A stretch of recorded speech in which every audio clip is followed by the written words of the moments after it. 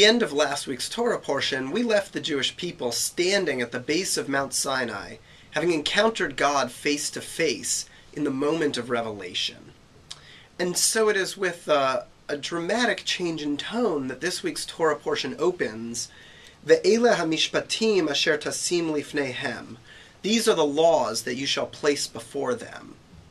And the Torah continues in that vein for 4 chapters of miscellaneous laws, dealing with laws of damages in cases of property or personal injury, dealing with the protection of widows and orphans and other powerless minorities, fair lending, and a whole series of other civil regulations.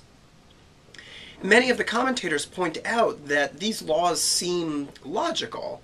We would imagine that stable, healthy societies would sit down and develop laws that, if they were not identical to these, would at least achieve the same end goals.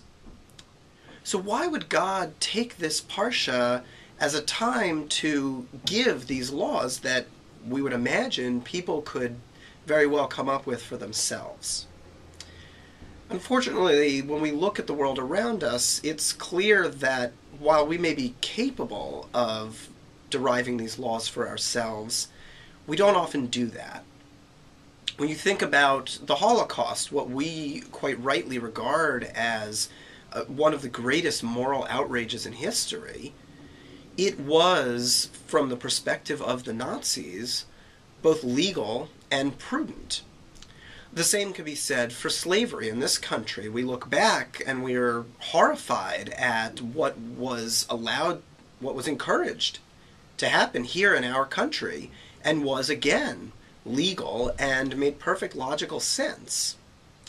And even in the world today, when we see genocide, when we see terrible acts committed by international terrorists, when we see oppressive governments all around the world, we must recognize that although we are capable of logically determining just, fair laws for our societies, it seems that we are equally capable of devising loopholes and exceptions that allow us to mistreat others while taking care of our own.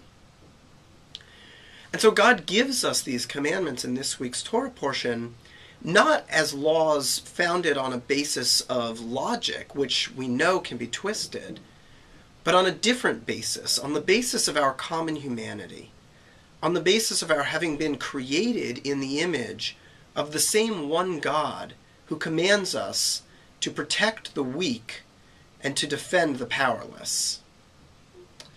That is the message that God could not entrust to logic alone, and that is the message that we must live by and spread in the world.